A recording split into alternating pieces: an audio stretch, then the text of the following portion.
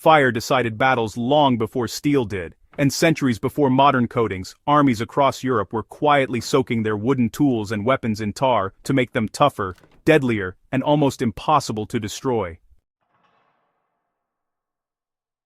That sounds simple. It wasn't, and it worked frighteningly well. This is the tar-soak wood trick, a low-tech survival method used by Vikings and later armies to protect ships, fortifications, weapons, and everyday tools. No chemicals, no factories, just heat, resin, patience, and hard-earned experience. And once you understand it, you start seeing medieval warfare and survival through a very different lens. Let's get straight into it. Why wood was a weak point in ancient warfare. Wood was everywhere in the ancient world. Ships, shields, arrows, spears, palisades, siege towers, carts, roofs, doors, even armor components depended on it. That made wood both essential and, honestly, dangerously vulnerable. Fire rotted it, water warped it, insects destroyed it, cold cracked it, and in combat enemy forces knew exactly where to strike, burn the ships, torch the gates, soak the palisade and light it up. Early warriors learned fast that raw wood didn't last. If you wanted to survive, you had to treat it. That's where tar enters the story. What Vikings actually used when they said tar. When people hear tar, they often think of modern asphalt. That's not what Vikings or early armies used. They relied on pine tar, birch tar, and resin-based pitches. These were produced by slowly heating wood, bark, or roots in low-oxygen pits or kilns. The process drove out thick, sticky liquid packed with natural hydrocarbons and resins. This tar was waterproof, mildly antiseptic, insect-repelling, and highly resistant to decay. More importantly, when heated and absorbed into wood, it fundamentally changed how that wood behaved. This wasn't paint, this was transformation. Here's the clever part. Wood wasn't just brushed with tar, it was soaked, heated, and, fed with it. Planks, spear shafts, shield rims, ship timbers, and even arrow shafts were warmed first, often near a fire. Warm wood opens its pores. Then hot tar was applied, or sometimes the wood was just submerged. As the wood cooled, it pulled the tar deep inside its fibers, not just on the surface, inside.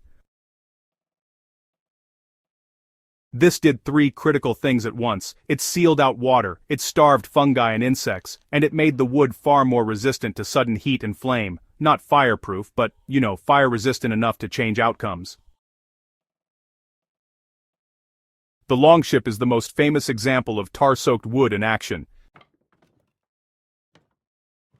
Viking ships were light, flexible, and fast. That flexibility came from thin planks which should have been a weakness. Instead, tar made them durable without adding weight.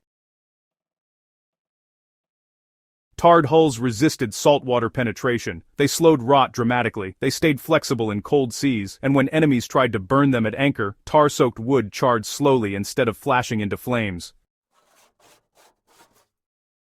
That extra time mattered. Crews could push ships free, douse fires, or counterattack. Survival often came down to minutes.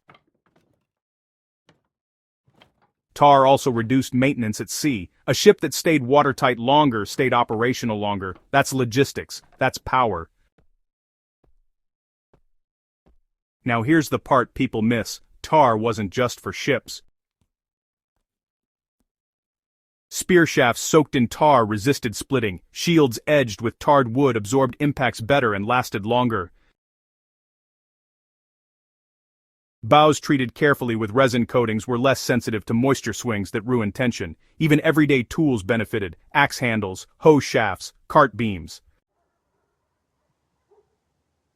In survival terms, anything you couldn't easily replace got tarred. This wasn't about making things shiny. It was about reliability when resources were scarce.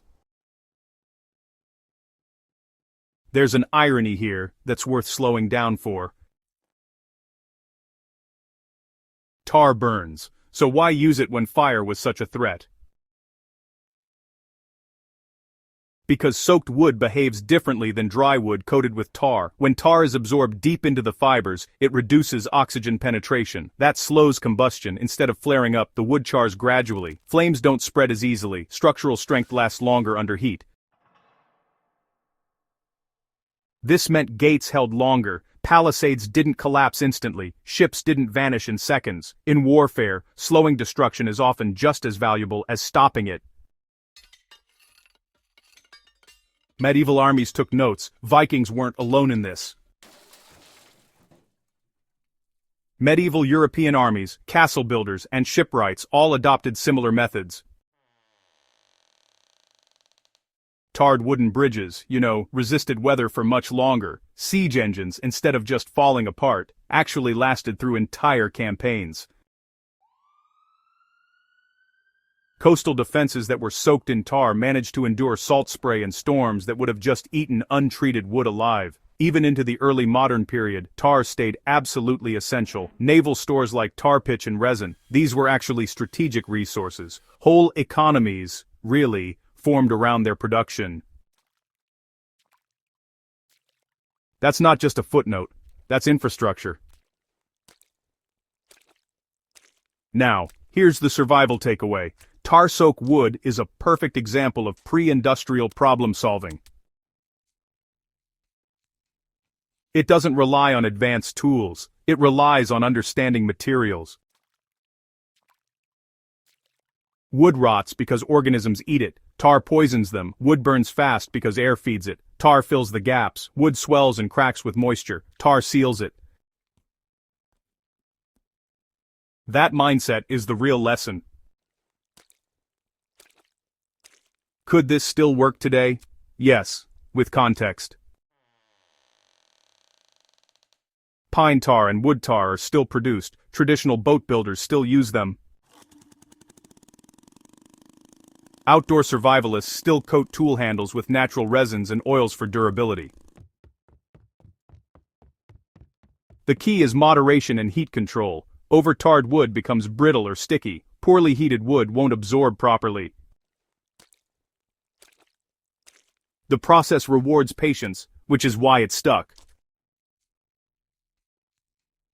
So, why did this knowledge almost disappear? Well, industrial coatings ended up replacing tar.